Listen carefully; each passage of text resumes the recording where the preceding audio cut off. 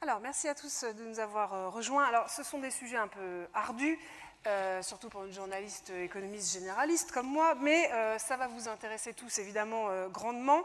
Et je vais donc vous donner le programme. On va faire en plusieurs temps. D'abord, on va évoquer la réforme des EHPAD.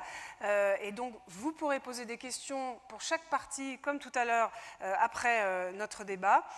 Et puis, on évoquera l'aide à domicile. Et dans la réforme des EHPAD, pour bien qu'on comprenne ou qu'on se remette en mémoire tous les changements, on va parler d'abord de la réforme de la contractualisation.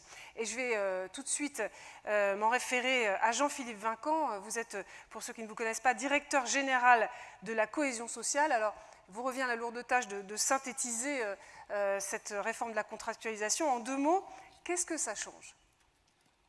Alors, je pense que bonjour à tous et à toutes. D'abord, je pense que sur cette réforme globale qui concerne les maisons de retraite médicalisées, les EHPAD, on ne peut pas détacher la contractualisation de ce qui est fait par ailleurs effectivement sur la volonté d'avoir un dialogue budgétaire plus tourné en fait vers les finalités, vers la qualité des prestations et des interventions, et d'inscrire ce dialogue dans un cadre pluriannuel sur 5 ans avec un allègement du dialogue budgétaire chaque année. En fait, globalement, la réforme qui a été portée dans la loi d'adaptation de la société au vieillissement, avec toutes les concertations sur les très nombreux décrets que nous avons publiés, et tous les textes ont été pris pour donner la lisibilité qui est nécessaire à tous les acteurs pour bien comprendre quelle est l'évolution de leur contexte, quel sera leur rôle, c'est de faire en sorte effectivement qu'on puisse avoir une tarification qui soit plus juste et plus automatique sur la partie forfait soins, et qui permettent de discuter principalement des financements complémentaires dans le cadre effectivement d'engagements réciproques contractualisés au sein du CEPOM entre les autorités en charge de l'autorisation et de la tarification, l'Agence régionale de santé, le conseil départemental et le gestionnaire d'un groupe d'établissements ou d'un établissement, parce que vous le savez, une des caractéristiques de cette réforme, c'est de permettre la possibilité de signer un CEPOM pour un groupe d'établissements avec une agence régionale de santé et plusieurs établissements sur un même département. Et si les conseils départementaux sont volontaires, on peut même faire un CEPOM avec des établissements qui sont situés sur plusieurs départements au sein effectivement d'une région donnée. Et ce qui est nouveau dans cette démarche et dans cette approche, c'est que nous conduisons à la fois une réforme de simplification et une réforme qui est aussi une réforme favorable en termes d'augmentation du niveau de financement d'une très large majorité des EHPAD s'agissant du forfait soins, celui qui est calculé en fonction des besoins des résidents hébergés au sein des EHPAD au travers des grilles qui sont maintenant bien appropriées, la grille Agir pour la dépendance, le modèle ou les ordonnances PATHOS pour le besoin en soins des personnes résidant en EHPAD, et que d'une certaine façon, maintenant, l'ARS va notifier un forfait soins qui correspond très exactement à la dernière coupe validée par l'établissement, c'est-à-dire qui correspond très exactement au niveau de dépendance et aux besoins en soins des résidents au sein de l'EHPAD. Et j'en termine par là, nous tenons les engagements qui ont été ceux pris par le gouvernement, pris par l'État au moment de la discussion de la loi d'adaptation de la société au vieillissement. Vous le savez, la réforme de la tarification des EHPAD n'était pas dans le projet de loi initialement déposé par le Parlement. Elle est venue d'une concertation qui s'est créée au moment effectivement où la loi ASV était en cours de débat parlementaire. Et il y avait un pari à engager effectivement cette réforme assez lourde, alors même qu'elle n'avait pas été discutée en amont du dépôt du projet de loi. Et je peux vous dire que s'agissant de cette réforme de la tarification des EHPAD sur le forfait soins, les engagements qui avaient été pris de faire en sorte que la tarification se fasse sur la cible calculée en fonction de la dernière coupe et que progressivement tous les établissements qui étaient tarifés en dessous du tarif plafond ou au niveau de leur dernier GMPS validé allaient converger à la hausse vers le niveau effectivement découlant de l'analyse médicale du besoin des personnes âgées en dépendance et en soins, cette promesse va être tenue au travers de la première année de mise en œuvre de cette réforme, qui est l'année 2017. Alors, on va parler de la tarification juste après. Juste ce qui concerne cette contractualisation, donc la nouveauté du CEPOM. Pierre Monzani, vous êtes directeur général de l'ADF. Le département est en première ligne dans cette réforme. Est-ce que ça se passe bien ? Écoutez, du point de vue, si on fait un cadrage large sur cette loi, les grandes manœuvres, c'est un très joli film. Vous êtes trop jeune pour y penser. J'ai l'air très jeune. Avec Michel Morgan et Gérard Philippe, et qui ne se termine pas très bien. Voilà, donc je ne sais pas si ces grandes manœuvres se termineront bien ou mal, mais vraiment en cadrage large, j'y pensais en écoutant votre délégué général évoquer la rigidité d'une taxation des CDD, etc. Je crois que cette loi présente un avantage global d'une rénovation, du fait très important que le financement, c'est le cadre des CEPOM, au lieu d'être dans une logique de financement par la dépense, on est dans une logique de financement par les ressources.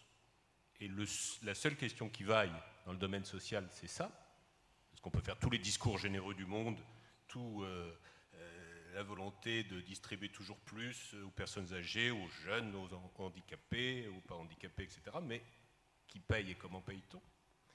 Et donc, on a une logique donc, de financement par la ressource et pas par la dépense qui me semble aller tout à fait dans le bon sens.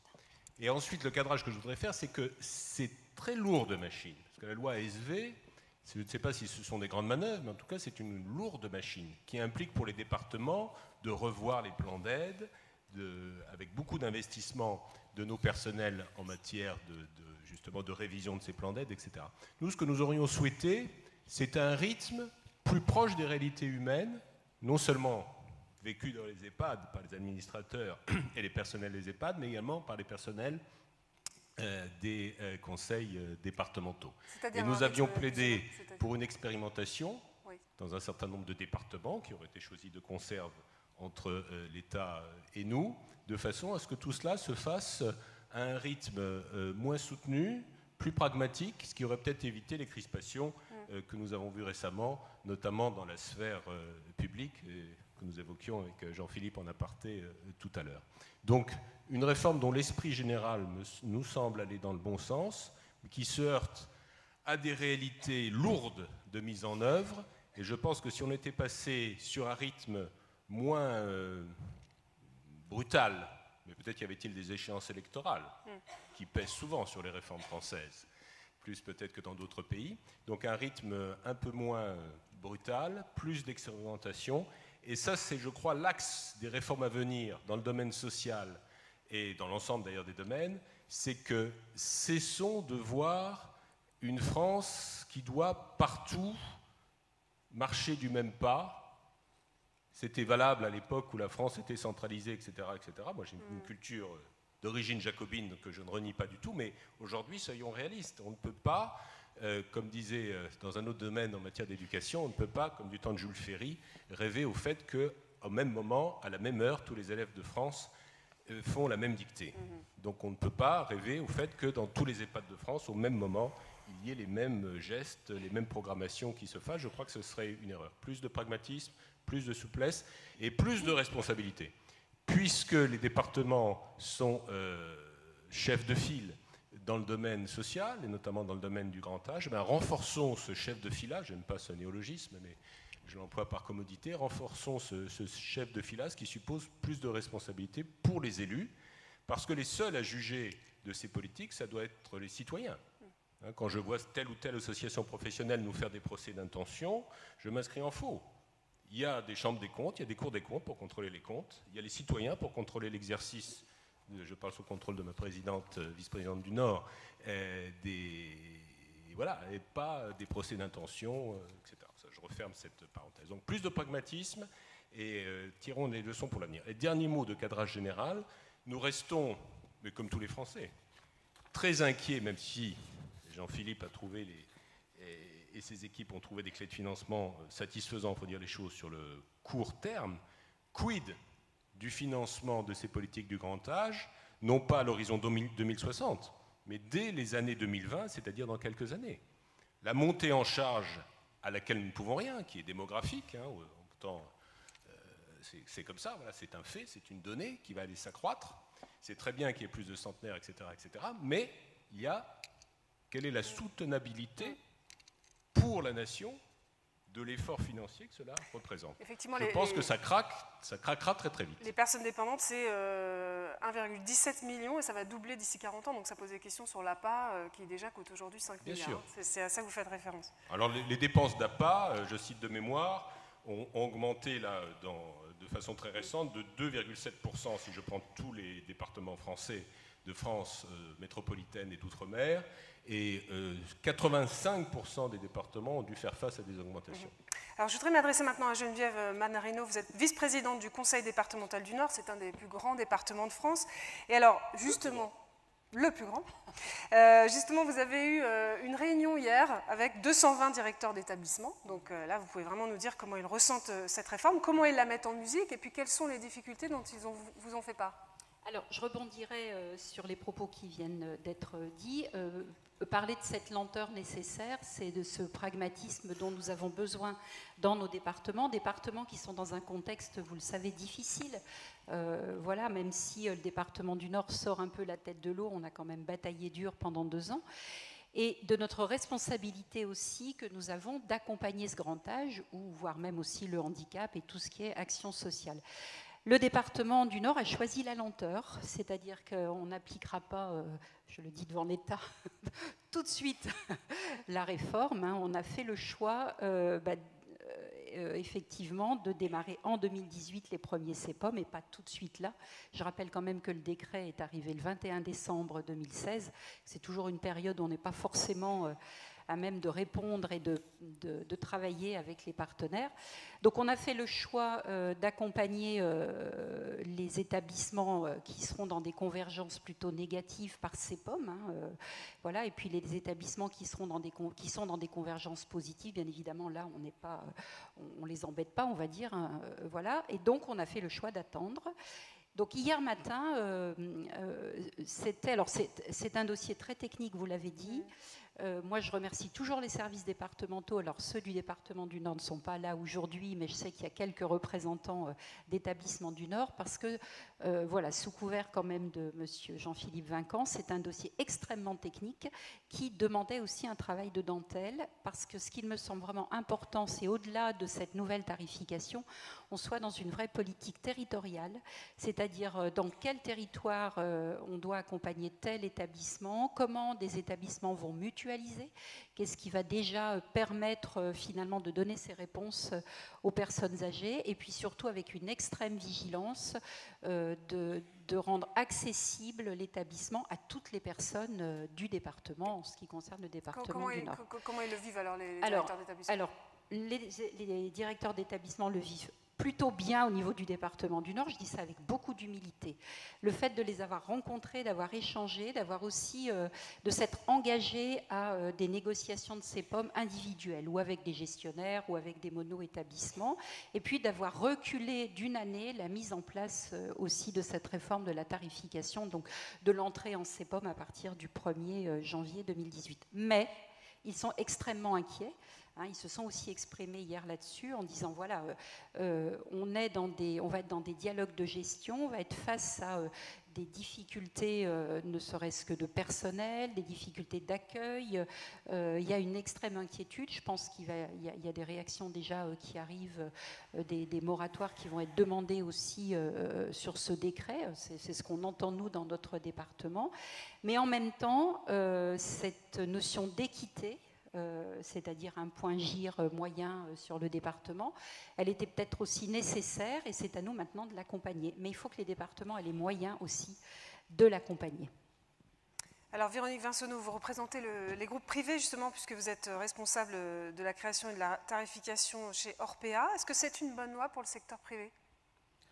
Pour le secteur tout court, je pense que c'est une bonne loi parce qu'effectivement, c'est une réforme qui, je pense, remet le résident au centre du dispositif. Donc, le CEPOM est en effet une bonne réforme parce qu'elle est couplée avec une réforme de la contractualisation, de la tarification. Je pense que l'un ne va pas sans l'autre. C'est une réforme qui reconnaît au directeur d'établissement sa qualité de gestionnaire, puisqu'en effet, c'est lui qui va piloter la ressource qu'il reçoit. Il ne sera pas tenu comme avec la convention tripartite par un tableau des effectifs plutôt rigide et qui nécessitait une procédure assez longue et complexe pour pouvoir en modifier la répartition. Donc c'est une bonne réforme effectivement pour cela. Alors effectivement c'est une réforme ambitieuse. C'est une réforme ambitieuse parce que il y a beaucoup de choses à faire, beaucoup de choses à mettre en place au sein des établissements, au sein des services également, pour mettre en œuvre cette réforme. Il y a 5 ans pour signer les CEPOM. Donc voilà, je pense que c'est pas parce qu'il y a du travail qu'on ne peut pas faire de programmation des CEPOM. Et effectivement, dans le département du Nord, on ne sait pas aujourd'hui sur quelle année on est programmé, ce qui est un peu dommage. On a 95% aujourd'hui de nos établissements qui sont entrés dans un calendrier de programmation. Alors pour ce qui est du groupe Orpea, aujourd'hui on est réparti sur 70 départements. Effectivement, on a 4 départements pour lesquels on attend encore la programmation. Voilà, donc c'est une bonne réforme aussi pour les sociétés privées commerciales, parce qu'effectivement, si on embarque plusieurs établissements, il y a aussi la notion de groupe qui a été entendue, et donc les sociétés qui contrôlent des filiales peuvent embarquer en fait ces établissements filiales dans leur CEPOM. Alors il y a la liberté d'affectation aussi qui est attachée au CEPOM et la conservation des excédents, ce qui est important aussi puisque ça permet de récompenser les efforts d'efficience, je pense, faits par les établissements. Toutefois, voilà, moi je pense qu'il y a quand même quelques bémols par rapport au calendrier qui est effectivement ambitieux. C'est qu'aujourd'hui, on n'a pas tous les outils pour fonctionner. On n'a pas reçu pour les établissements programmés en 2017 l'ensemble des grilles de diagnostic. On n'a pas reçu l'ensemble des trames CEPOM. On est au mois de juin, donc je pense que c'est assez tardif pour mener la signature pour la fin de cette année. On a malheureusement un département qui est en retard dans la démarche et qui commence à nous annoncer probablement un report de la programmation sur 2018.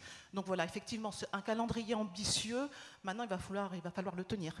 Donc voilà, sur ce point-là.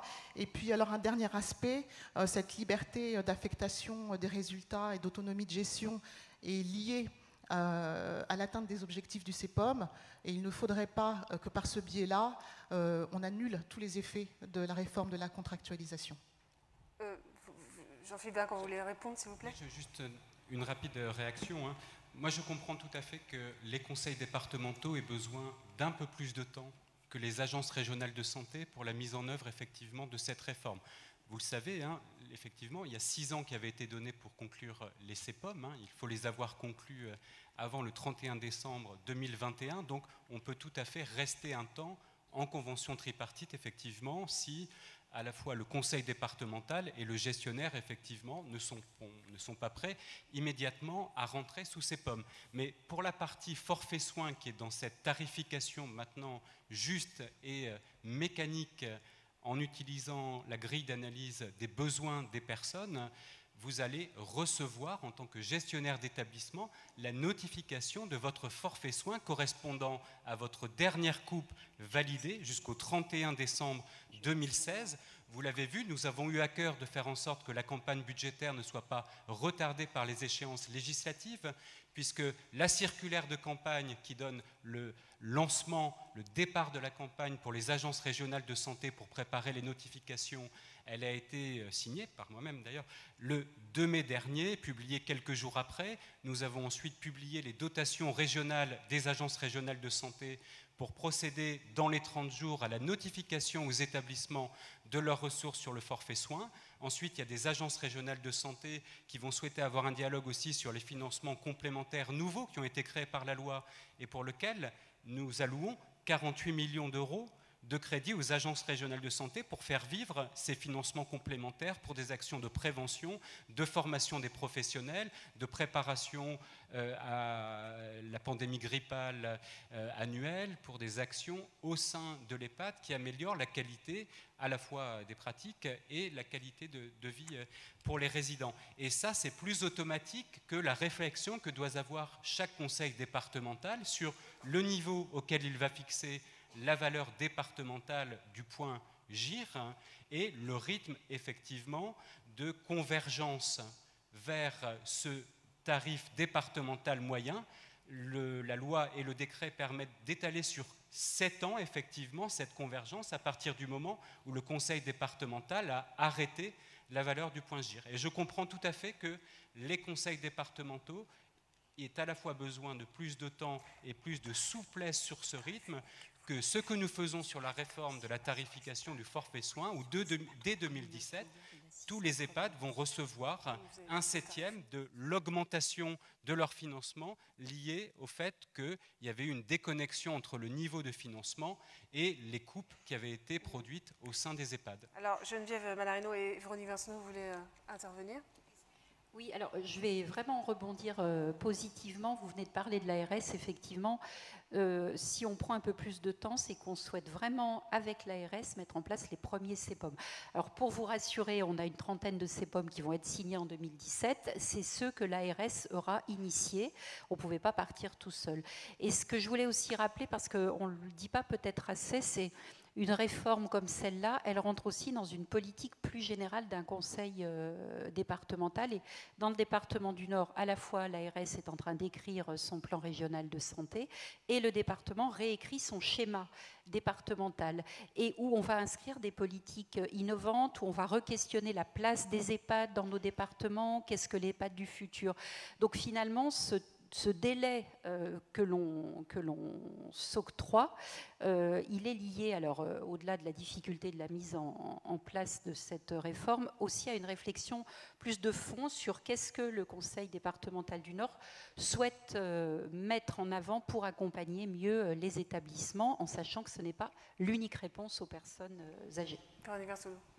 Oui, alors c'est une bonne réforme, hein, on est tous d'accord, hein, je pense, sur ce point-là, même si le département a besoin de plus de temps. Moi, ce que je trouve un peu dommage, même s'il y a un process de convergence qui est prévu sur plusieurs années, je trouve quand même dommage qu'on n'ait pas couplé la signature du CEPOM avec une allocation tout de suite de toute la ressource pour permettre effectivement de déployer tous les projets dès la signature des premiers CEPOM.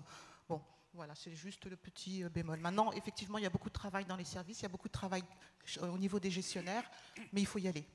Pierre Manzoni, vous parliez tout à l'heure de procès d'intention qui vous sont faits. Ça veut dire quoi? Ça veut dire c'est toute la polémique des EHPAD publics qui disent qu'on les étrangle financièrement avec Non, il y a mais je ne voulais pas en faire un argument ni un effet de tribune. Expliquez-nous. Mais je trouve tout simplement inadmissible, dans le cadre d'un dialogue démocratique normal entre partenaires, qu'on prétende que les départements volent l'argent des vieux, pour parler comme on n'ose plus parler aujourd'hui. Voilà, c'est tout. Je m'arrête là, je condamne ces propos, on l'a fait dans un communiqué officiel, c'est pas le bon niveau de débat. Voilà. Mais c'est pas là-dessus que je voulais intervenir, puisque j'ai lancé mon fiel, donc maintenant c'est terminé. Mais c'est sur cette notion de globalité qu'évoquait Madame la vice-présidente du Nord. Je crois que c'est une notion tout à fait fondamentale pour les politiques publiques en général et pour les politiques sociales en particulier. Et c'est pour ça qu'il est important que le département soit perçu dans son rapport aux politiques de grand âge et aux politiques qui vous concernent, mesdames et messieurs qui vous faites le plaisir de nous écouter aujourd'hui. C'est cette notion de globalité. C'est-à-dire que le département, ce n'est pas seulement la politique du handicap, du RSA, du grand âge, c'est une politique globale, notamment sociale, qui permet d'inclure, si je puis dire, dans ce cycle politique également, les politiques de sport, de tourisme, de silver economy, qui font partie intégrante de la globalité de cette politique. C'est un petit peu comme le propos de votre délégué général sur où sont les secrétaires d'État. Ça n'a aucune importance. Ce qui est important, c'est que l'État tienne la route, soit global et gère les problèmes. Si vous voulez, on pourrait s'amuser à un petit jeu, c'est de faire ensemble la liste des secrétaires d'État que vous et moi, nous avons complètement oubliés. Et on serait trop méchant en faisant la liste des secrétaires d'État qui n'ont servi à rien. On a tous des noms ou une absence de noms en tête.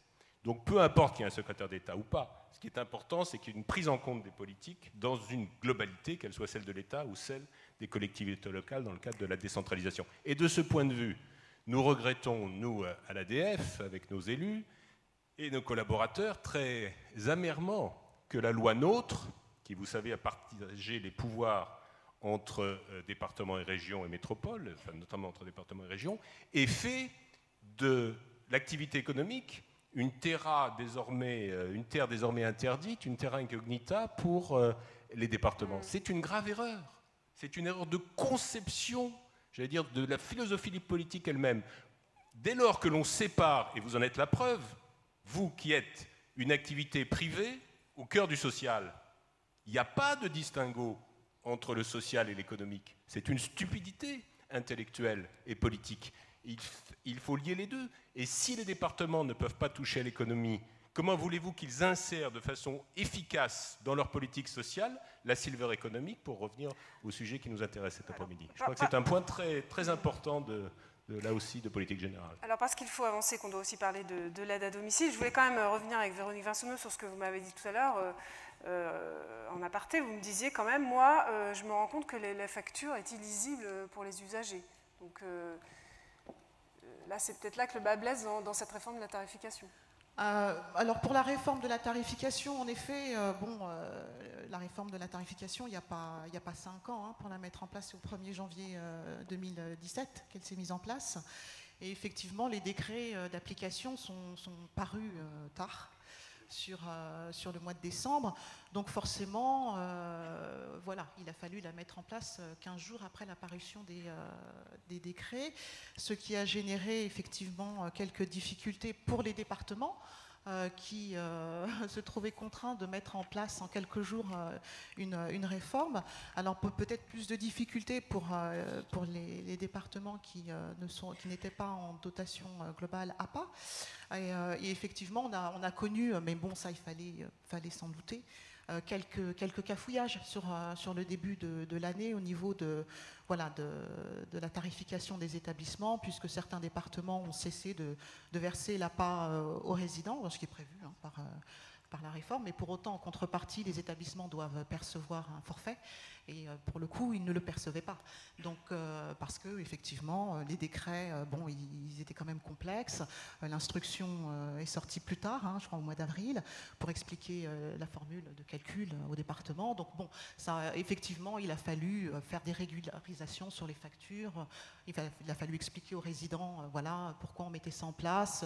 Certains départements avaient fait la communication auprès des familles pour indiquer qu'ils allaient cesser de verser l'APA, puis ils sont revenus en arrière parce qu'effectivement ils se sont rendus compte que c'était complexe. Certains départements ont indiqué qu'ils ne mettraient pas en place la réforme en 2017 parce qu'il faut revoir complètement les systèmes d'information, et donc voilà, le temps était trop court pour revoir les systèmes d'information. Voilà, effectivement cette entrée en réforme de la tarification dès 2017 a entraîné aujourd'hui, chez nous, on a 50% des forfaits qui sont fixés pour nos établissements, 50% de nos établissements qui ont un forfait dépendance.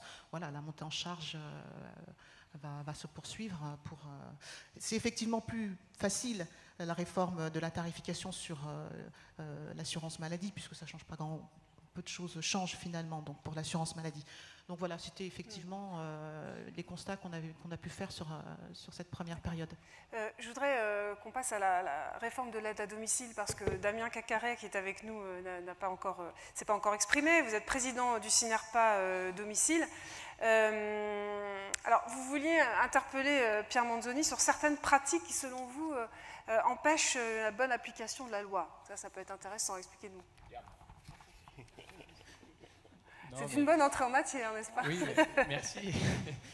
Non, déjà, c'est vrai que cette loi, on ne souligne pas assez, effectivement, elle induit aujourd'hui, dans sa mise en œuvre, certaines peut-être pratiques qu'on pourrait appeler, d'un point de vue des services à domicile, de mauvaises pratiques, mais d'un point de vue général, c'est une bonne loi, on ne cesse de le répéter depuis sa mise en œuvre.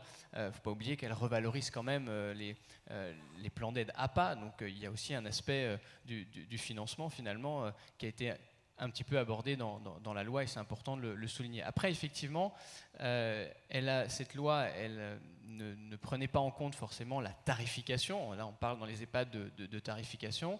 La loi SV, d'un point de vue des services à la personne, il n'y a pas de réforme de la tarification, de réforme du financement et de la tarification des structures d'aide à domicile. En revanche, on voit quand même, avec la mise en œuvre de cette loi, des départements qui en profitent pour revoir l'organisation structurelle, la mise en œuvre des services et des services d'aide à domicile auprès des personnes fragiles. Pour être peut-être très opérationnel, sans rentrer trop dans les détails, mais on voit certains départements, par exemple, qui sectorisent les services, alors qu'aujourd'hui, on est sous un régime qui est un régime unique de l'autorisation, qui est départemental.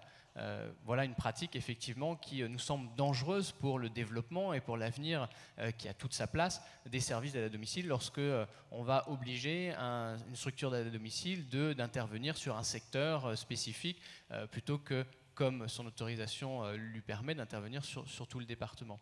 On parle de CEPOM aussi dans les structures d'aide à domicile. Là aussi, des pratiques certains départements qui envisagent de signer des CEPOM sous certaines conditions, et des conditions qui sont tout à fait discriminantes finalement d'une structure à une autre.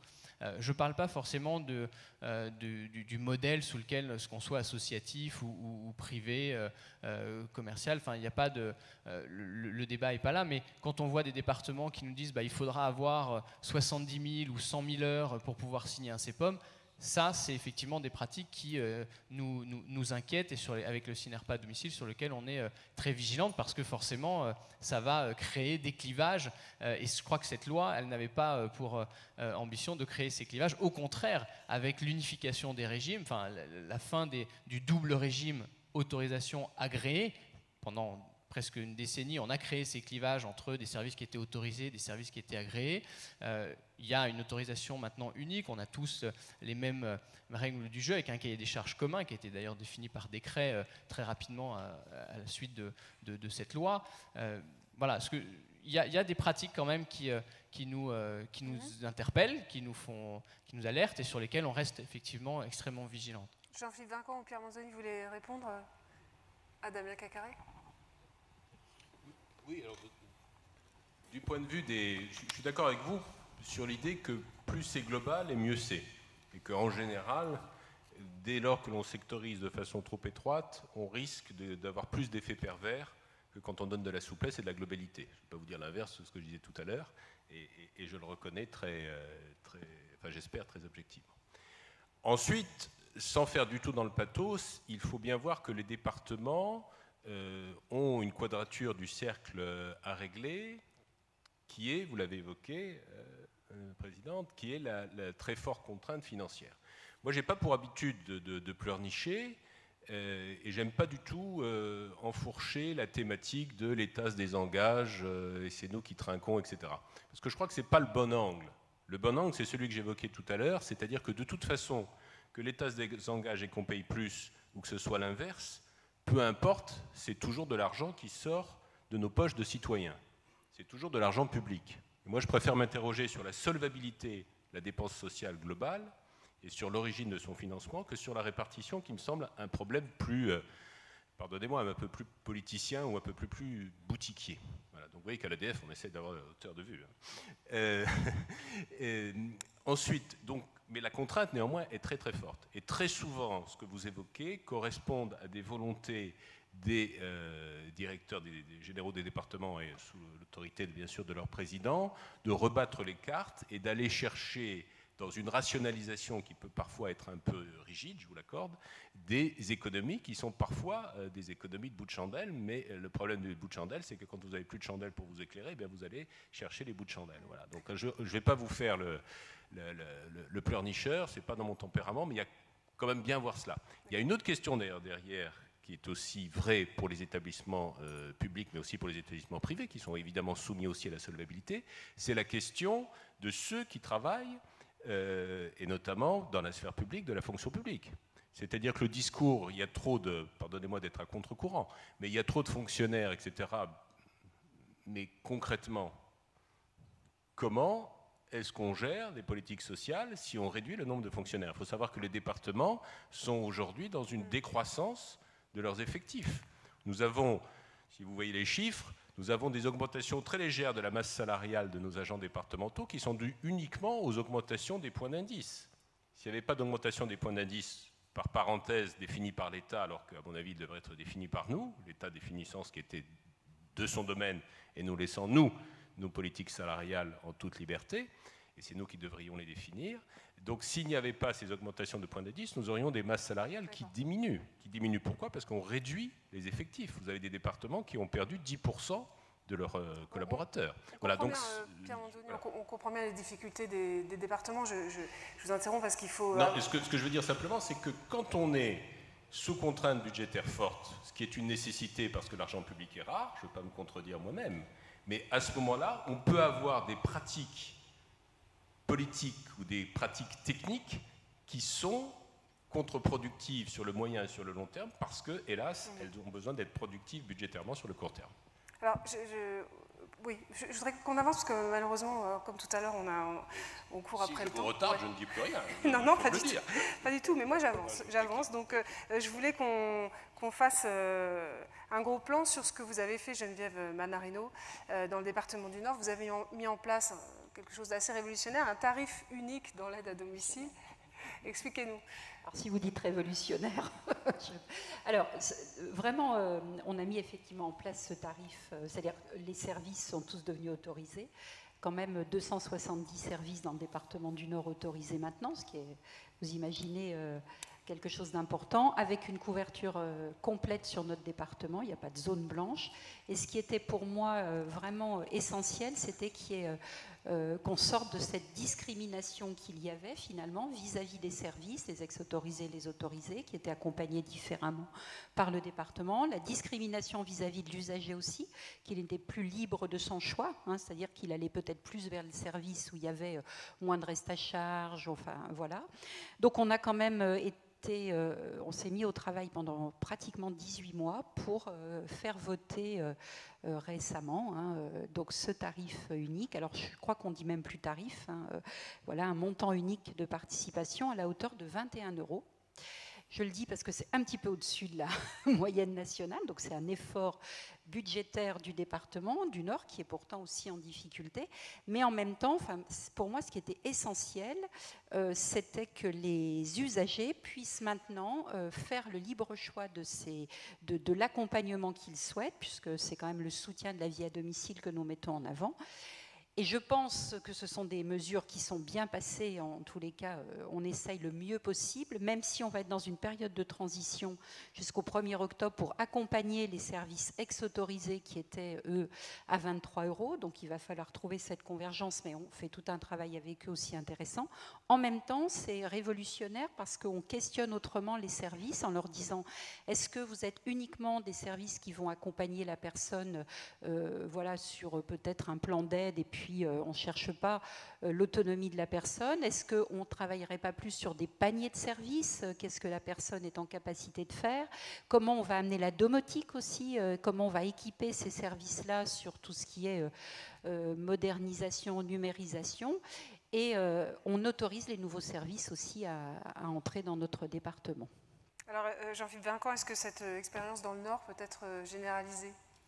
Moi, je trouve que ce qui est vraiment très intéressant dans ce qui nous est présenté, c'est le temps qui a été pris pour établir un diagnostic, en fait, à la fois en termes de maillage, en termes de qualité et de quantité, effectivement, de la réponse aux besoins des personnes âgées à domicile, et ensuite une règle claire, effectivement, est fixée pour l'ensemble des acteurs et l'ensemble des opérateurs. Parce que la loi d'adaptation de la société au vieillissement, elle confie quand même vraiment une responsabilité très forte au conseil départemental, en la faisant, effectivement, l'autorité unique pour autoriser l'ensemble des services qui apportent effectivement une prise en charge à domicile pour les personnes vulnérables, personnes âgées, personnes handicapées, familles vulnérables aussi parfois, notamment sur le champ de l'aide sociale à l'enfance et de l'accompagnement des familles les plus vulnérables. Et pour exercer cette responsabilité, il y avait quand même un temps de diagnostic, de prise de connaissance, parce que les conseils départementaux connaissaient très mal les services agréés par les directs. D'autant que le droit de l'agrément était quand même plus succinct, effectivement, que l'autorisation, qui est quelque chose de beaucoup plus fort, parce qu'on autorise pendant 15 ans, effectivement, quel que soit son statut, un service à effectuer ces prestations. Et je trouve que cette phase de diagnostic, accompagnée par la CNSA, il y a des conventions d'appui qui ont été signées avec des financements de crédits d'ingénierie, elle a permis aux conseils départementaux de s'approprier cette compétence nouvelle et de refaire un diagnostic territorial. Parfois ça prend du temps et parfois les acteurs sont en absence de réponse de la part du conseil départemental et parfois très sagement il y a des conseils départementaux qui ont dit moi je n'étudie plus, je n'inscris plus aucune demande d'autorisation pendant 3 mois, le temps de savoir si globalement mon offre est bien répartie parce que l'autorisation peut prévoir un périmètre qui n'est pas forcément le périmètre départemental en termes de couverture. Ça ne sert à rien d'étirer la compétence d'un service sur un très grand département si elle n'a qu'une seule agence au sud du département et lui dire vous couvrez jusqu'au nord parce que les personnes ne vont pas faire des distances invraisemblables en voiture pour aller faire 1 ou 2 heures d'intervention au domicile d'une personne âgée dépendante. Donc, je pense que cette appropriation qui a été faite par les conseils départementaux va permettre maintenant de donner de la visibilité aux services d'aide et d'accompagnement à domicile. Je retiens juste aussi quand même que ces outils nouveaux qui ont été apportés par la loi d'adaptation de la société au vieillissement, ils se sont accompagnés à la fois des financements complémentaires pour les plans d'aide qui étaient saturés et ils ont permis effectivement de donner les heures nécessaires au maintien à domicile en toute sécurité des personnes âgées les plus dépendantes, c'est le bloc APA 2, qu'il y a eu aussi le fonds d'aide aux bonnes pratiques qui a été créé par la loi de financement de la sécurité sociale avec 40 millions d'euros pour pouvoir contractualiser avec les services qui acceptent de rentrer dans une meilleure organisation ou qui permettent aussi d'avoir des tarifs majorés quand ils étaient trop bas et que ces financements nouveaux, je pense vraiment qu'ils vont permettre aux conseils départementaux, dont certains sont dans une situation financière difficile et il faut en avoir conscience, d'avoir quand même un levier et un financement venant du national, de la solidarité nationale, parce que tout ça est financé par la CASA, au final, par une contribution sur les retraités les plus aisés et va leur permettre effectivement d'avoir une contractualisation donnant-donnant avec les acteurs des services d'aide et d'accompagnement à domicile. Damien Cacaré, vous voulez répondre ? Oui, ce que je voulais juste effectivement souligner, vous m'interrogez sur des mauvaises pratiques.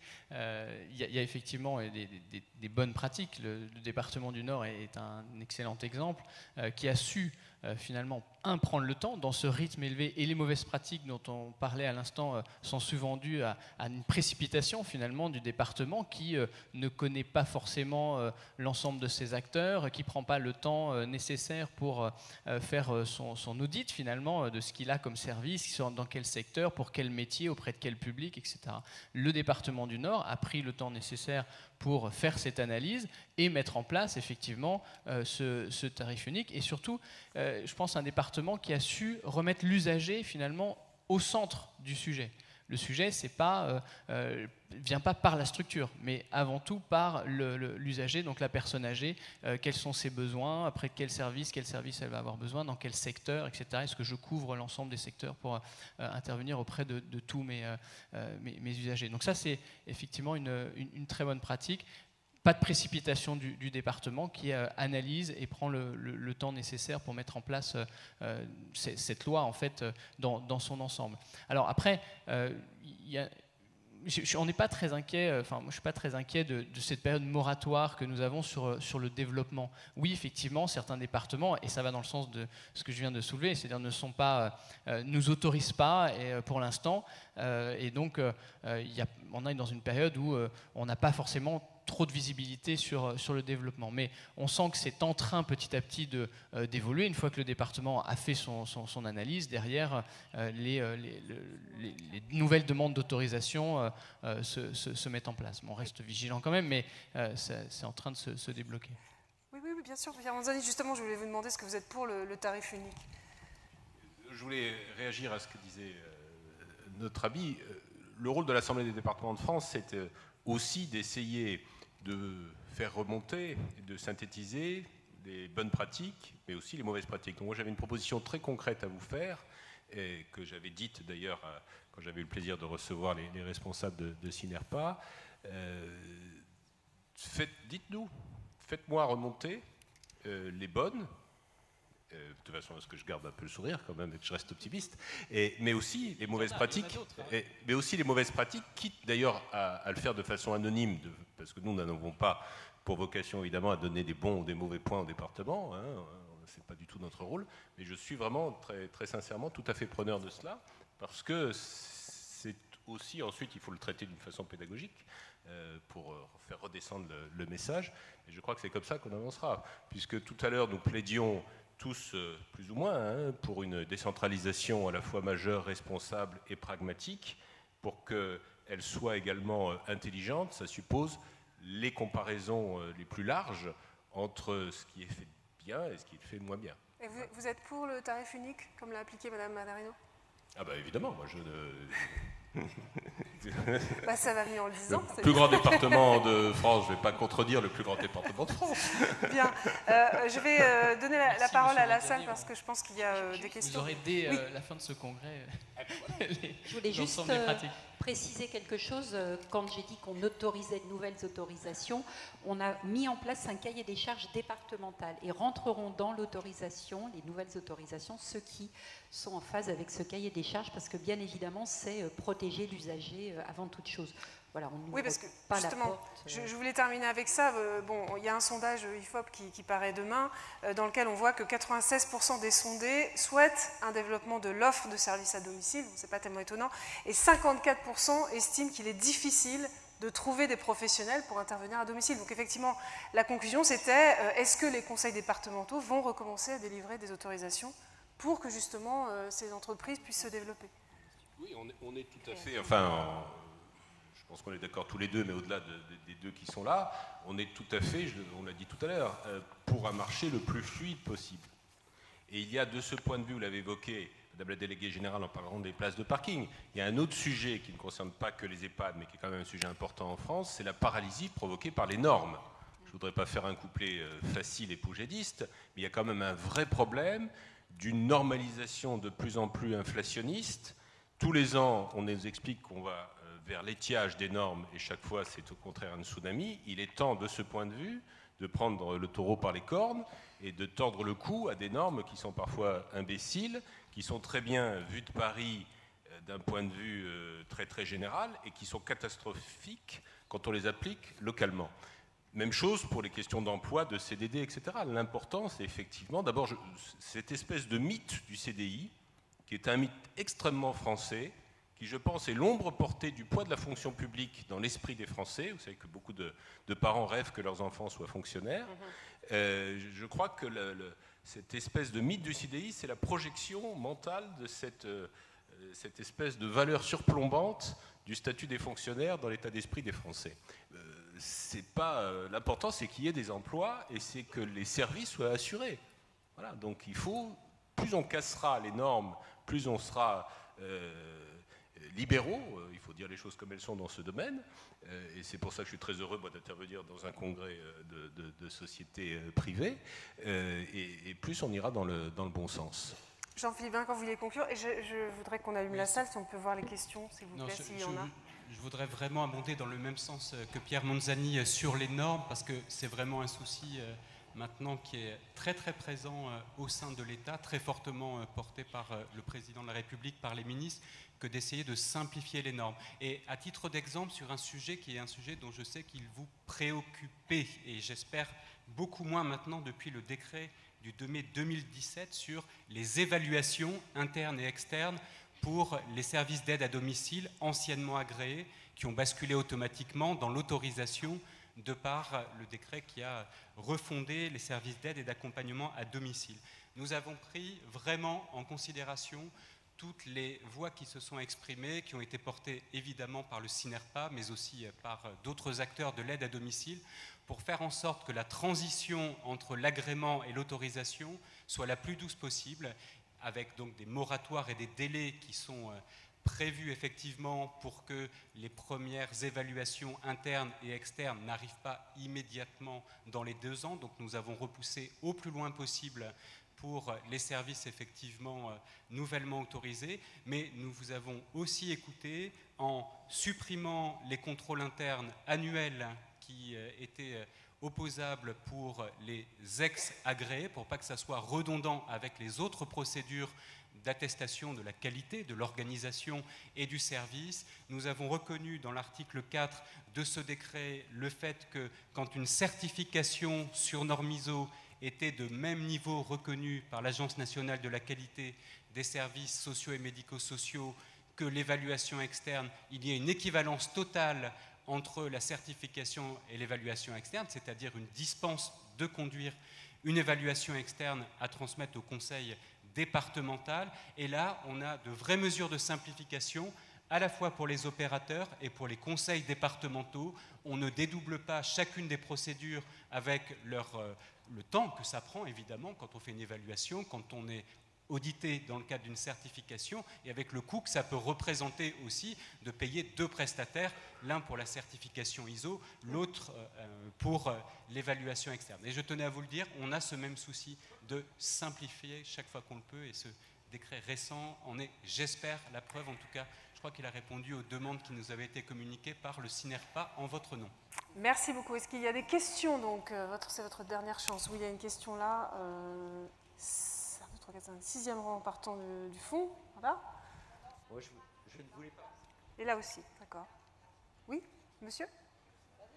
Oui, je ne voulais pas poser une question, mais faire juste une petite observation à Damien Cacaré, qui est jeune et moderne, et que j'ai entendu parler 3, 4, 5 fois d'usager. Alors, je trouve un peu dommage d'utiliser ce terme qui est un peu vieillot, même très vieillot, tout simplement parce que les services d'aide à domicile rentrent dans le système de l'autorisation. Je ne crois pas que parce qu'ils sont rentrés dans le système de l'autorisation, ils deviennent des usagers. Ils restent, pour moi, définitivement des clients. Et je crois que c'est très important de garder cette notion. Voilà. Une question là. Merci, monsieur. Ça reste bien des clients dans nos entreprises. Oui, bonjour, Stéphane Bruno pour les résidences services seniors. Je voulais profiter de la présence de M. Monzani et de votre proposition et rebondir sur la remarque de M. Cacaré concernant les difficultés que nous aussi, les résidences services seniors, nous rencontrons auprès de certains conseils départementaux dans le cadre du développement et des autorisations. Difficultés pour certains conseils départementaux qui ont encore une méconnaissance des solutions d'habitat alternatif et qui éprouvent ont des difficultés à délivrer les autorisations et à comprendre un petit peu quelles sont ces nouvelles solutions d'habitat. Donc voilà, je profite de ce que vous venez de nous dire. Vous nous proposez de vous faire remonter les informations. Sachez que les résidences services seniors, à l'instar de ce que soulignait M. Cacaré, éprouvent également ces problématiques, je dirais, de méconnaissance en fonction des départements. Alors, comment vous pouvez nous aider au niveau de l'ADEF pour avancer de manière plus pragmatique par rapport à cette méconnaissance? Merci. Merci à vous, monsieur. Donc, votre proposition, votre remarque plutôt fera partie du mail qui va arriver dès demain, dès ce soir, dans ma boîte de messages. Vous savez, je ne suis pas là pour vous parler de l'Assemblée des départements de France, ce n'est pas un sujet suffisamment passionnant, mais toute la difficulté, c'est que c'est le bon côté et le mauvais côté de la décentralisation. C'est que moi, j'ai 102 mandants qui sont chacun libres de leur politique et qui n'attendent pas que le directeur général de l'ADF, encore une fois, leur distribue des bons points ou leur dise il faudrait mieux faire ceci ou il faudrait mieux faire cela. En revanche, il y a une façon, c'est ce qu'on essaie de faire avec Dominique Bussereau, le président de l'ADF, il y a une façon, j'espère pas trop inintelligente de procéder, c'est-à-dire de se fonder sur les cas les plus concrets, c'est pour ça que je faisais cet appel éventuellement anonyme, du point de vue des renseignements donnés, pour vexer personne, et plus l'argumentaire est concret, plus il montre qu'il y a un décalage entre la politique menée et le bon sens, parce que le décalage entre politique menée et bon sens, ça existe au niveau de l'État, mais ça existe aussi au niveau des collectivités locales, il faut être objectif. Normalement, ça doit exister moins, parce que l'élu doit être à portée d'engueulade, et c'est pour ça que le département est une échelle administrative et géographique qu'il faut conserver, parce que quand les élus, et éventuellement leurs collaborateurs, ne sont plus à portée d'engueulade, eh bien c'est là qu'on risque de faire beaucoup plus d'erreurs. Et ensuite, donc, ce que je vous recommande dans ces remontées, c'est que ça soit le plus concret possible, parce qu'après, on peut formaliser, nous, une information à tous les présidents ou tous les directeurs généraux adjoints en charge des politiques sociales dans les départements, en disant, voilà, on a constaté un certain nombre de rigidités, etc., et voilà la solution. Parce que si vous pouvez en plus apporter la solution au problème, alors je serai le plus ravi des hommes. Merci. Je vous en remercie par avance. Merci. Malheureusement, on ne peut pas prendre d'autres questions, mais bon, je crois que là déjà, on a un peu du grain à moudre sur ces dossiers. Alors, je vais vous demander de rester avec moi, parce qu'on va inviter Maryse Duval du groupe SOS à nous rejoindre. Elle va nous expliquer comment, en gros, elle a modulé ses tarifs selon les revenus.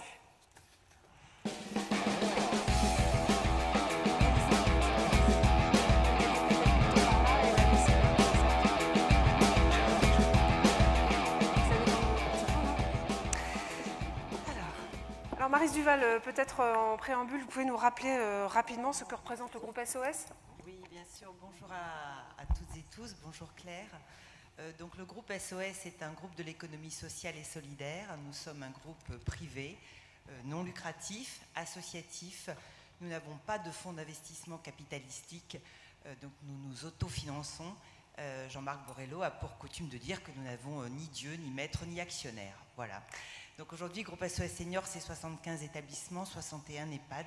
Et nous avons donc, en 2015, inventé le modèle du surloyer solidaire.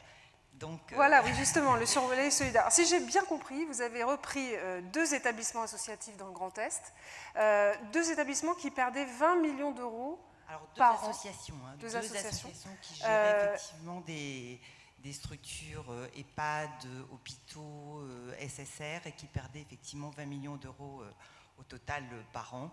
Et effectivement, il a fallu trouver un certain nombre de leviers pour les remettre à l'équilibre. Et ce levier, c'est le surloyer solidaire. Expliquez-nous comment ça marche.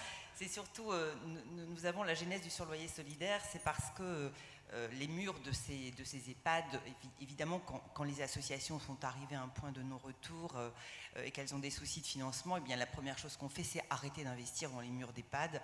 Donc on ne peint plus, on ne remplace plus les sols, etc. Et donc évidemment les murs ont tendance à se dégrader. Et donc voilà, nous nous sommes dit, mais comment on peut avoir une marge de manœuvre financière supplémentaire? Vous avez parlé des problématiques de financement des départements et on ne va pas y revenir. Et donc on s'est mis à réfléchir, on s'est dit, voilà, finalement il existe un modèle en crèche que personne ne remet en cause. C'est-à-dire on paye en fait la crèche en fonction du revenu des parents et ou on s'est dit ben voilà, les cantines par exemple, ouais, exactement, les cantines. Et bien nous nous sommes dit ben on pourrait faire effectivement transposer ce modèle à l'EHPAD, c'est-à-dire demander au département d'être déshabilité, mais en conservant bien sûr un certain taux de nos places ouvertes aux personnes habilitées à l'aide sociale. Et puis pour l'autre partie effectivement, et bien proposer un surloyer en fonction des revenus. Alors, comment est-ce qu'on calibre? Eh bien, on a un tarif socle.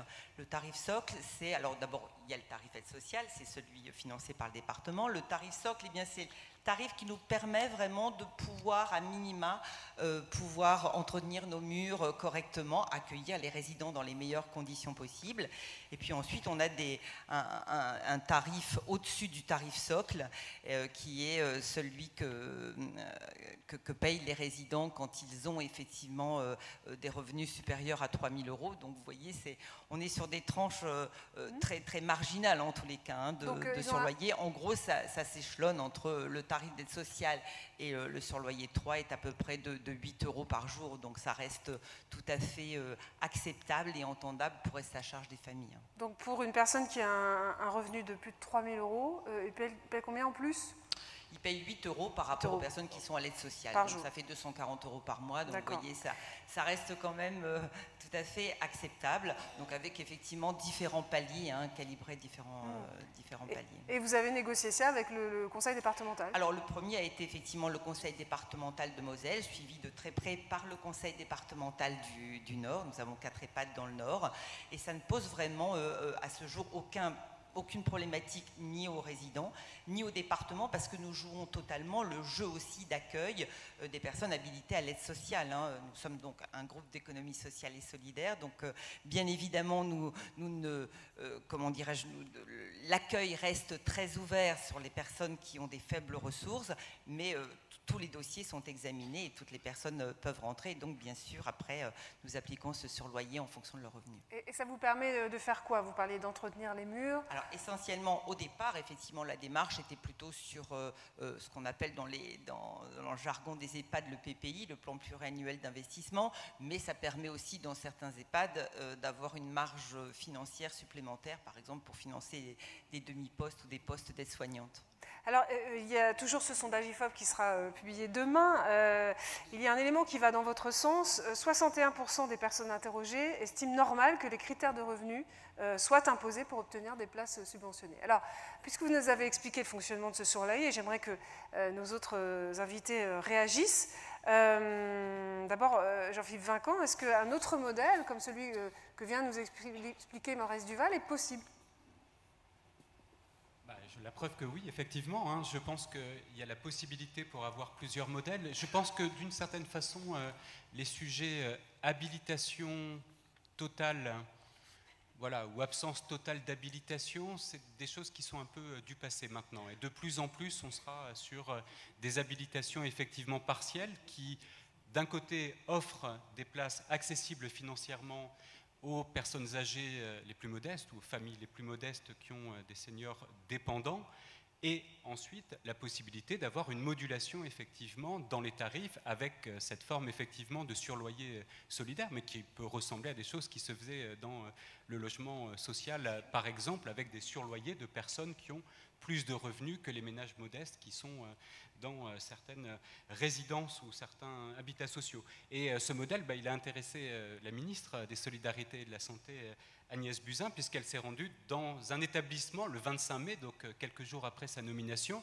à la fois pour montrer son intérêt qui est réel pour le sujet de la prise en charge des personnes âgées dépendantes. Et elle le voit à la fois au titre de la santé, évidemment, parce que le monde soignant a un rôle important à jouer, évidemment, pour la prévention de la perte d'autonomie ou pour la prise en charge des personnes âgées dépendantes, et puis au titre des solidarités, parce que, évidemment, elle a en charge les personnes âgées et la dépendance, et dans son décret d'attribution. Et à Bonneuil-sur-Marne, elle a pu effectivement voir ce modèle, échanger avec le directeur de l'établissement et avec des résidents très directement. Et je profite de ce moment pour dire que donc, je la représente aujourd'hui, la ministre Agnès Buzyn, mais elle est aujourd'hui dans le cadre de la journée internationale de lutte contre la maltraitance des personnes âgées en visite dans un établissement dans la région Centre-Val-de-Loire. Et donc voilà, c'est cet intérêt pour ce sujet.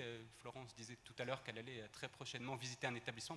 Cet après-midi, malheureusement, elle ne peut pas être parmi vous parce que dans le cadre de cette journée internationale, elle est au sein d'un établissement pour aller promouvoir la mobilisation pour la bientraitance et contre la maltraitance des personnes âgées. Véronique Vinsonneau, qu'est-ce que vous pensez de ce que Maryse Duval vient de nous expliquer? Est-ce que la réforme actuelle peut permettre de faire évoluer les règles actuelles de tarification à l'aide sociale? Alors écoutez, il me semble que c'est justement un des grands manques en fait de cette loi ASV. Effectivement, mais je pense que quelque part, il me semble, l'objectif de la loi ASV permettra de sortir de ce 100% habilité, puisque il y a comme objectif dans la loi ASV, affiché par le législateur, la recomposition de l'offre. Et c'est quelque part une recomposition de l'offre que de pouvoir sortir certains établissements de l'habilitation totale à l'aide sociale. Et puis il y a aussi comme objectif de la loi la recherche d'efficience de gestion et la notion d'équilibre. Donc je pense que du coup on va effectivement entrer dans un système comme ça où on mettra en place effectivement des tarifs qui ne seront pas habilités, qui seront modulés, voilà. Et Geneviève Malreno, est-ce que ça veut dire que pour le bon fonctionnement des établissements, le reste à charge des familles ne peut qu'augmenter à l'avenir? Alors, c'est pas tout à fait ça, enfin, je le présenterai comme ça. Alors, moi, je vais vraiment vous dire que je suis ravie d'entendre l'État parler de modulation de tarifs, de déshabilitation. Il y a un peu moins de 2 ans, le département du Nord, je pense, a été un des premiers, après celui de la Moselle, à parler de déshabilitation. Je pense que tous les jours, pendant au moins 2 mois, dans la presse, j'avais un article où c'était haro sur le département, il va prendre l'argent des personnes âgées, etc. Moi, je pense que c'est une vraie question sociétale, c'est-à-dire qu'on ne pourra pas continuer à accueillir autant de personnes âgées dépendantes dans notre pays, compte tenu des chiffres qui sont annoncés, si on ne regarde pas comment ces personnes sont sollicitées sous forme d'une solidarité humaine. Alors après, on ne peut pas parler d'augmentation de prix d'hébergement, il faut qu'on soit très vigilant. Mais moi, je vais vous donner un exemple, et je pense que vous en connaissez tous ici. On a des établissements habilités à 100% à l'aide sociale qui n'ont que 2 ou 3 personnes qui relèvent de l'aide sociale. Donc, à un moment donné, il faut revisiter. Alors, c'est vrai que ça peut un peu choquer quand on dit que la personne âgée peut être un peu solidaire, mais en même temps, quand on parle des crèches ou quand on parle des restaurants scolaires ou des accueils de loisirs, on est sur ce fonctionnement-là. Moi, j'appelle ça des solidarités humaines. Je me tiens à la disposition, je me permets de le dire comme ça, de peut-être Madame la Ministre, parce qu'il y a des choses qui se passent dans nos départements, vous le voyez, et qui vont mettre en avant aussi l'intérêt des personnes. Alors, on ne va pas aller sur des tarifs, on sera très vigilants et on travaillera par territoire. Mais au bout d'un moment, je pense qu'il faut enlever les sujets tabous et parler de choses réelles et concrètes. Juste un point, je ne reviens pas sur ce que j'ai dit, et ce n'est pas la ministre qui s'exprimait, c'était le directeur général de la cohésion sociale. La ministre s'exprimera sur la façon dont elle voit effectivement la couverture du risque dépendance. Elle le fera effectivement en fonction de sa feuille de route. Elle doit adresser au Premier ministre aujourd'hui, c'était la circulaire du Premier ministre du 24 mai, et des orientations du gouvernement. Mais la déshabilitation brutale sur décision unilatérale de l'autorité qu'est le conseil départemental, je ne la recommande pas quand même comme une méthode effectivement derrière pour venir revisiter des situations qui peut-être effectivement sont figées de très nombreuses années. Et d'ailleurs, il y a une procédure, si le conseil départemental envisage la déshabilitation, qui est protectrice à la fois du gestionnaire d'établissement et de ses résidents. On ne déshabilite pas comme ça du jour au lendemain, il faut avoir des raisons fondées qui sont listées dans la loi, il y a une procédure contradictoire. Donc, revoir effectivement les paramètres d'une habilitation totale lorsqu'elle ne semble plus justifiée ou adaptée, ça se fait effectivement dans le cadre du dialogue entre l'autorité compétente qu'est le conseil départemental et les gestionnaires d'établissement, mais j'imagine que c'est ce qui s'est fait effectivement sur le modèle que vous nous avez présenté dans le dialogue avec les conseils départementaux. Mais j'envisage pas que dans un EHPAD qui aurait 80 places habilitées à l'aide sociale, avec 75% des gens qui remplissent la condition de l'habilitation, on décide du jour au lendemain ou dans les 3 mois de déshabiliter l'établissement. Complètement. Donc, nous sommes des gestionnaires responsables. Donc, évidemment, ce sont des dialogues que nous engageons avec le conseil départemental. Nous avons d'ailleurs, par ailleurs, des établissements qui sont habilités à l'aide sociale dans lesquels les places d'aide sociale sont remplies à 80-85% parce qu'effectivement, dans le projet d'établissement, c'était d'accueillir d'anciens travailleurs migrants ou des personnes en grande précarité vieillissante. Donc, ces établissements, vraisemblablement, ne passeront pas de suite en tous les cas. En tous les cas, on sollicitera même pas les départements pour obtenir les déshabilitations.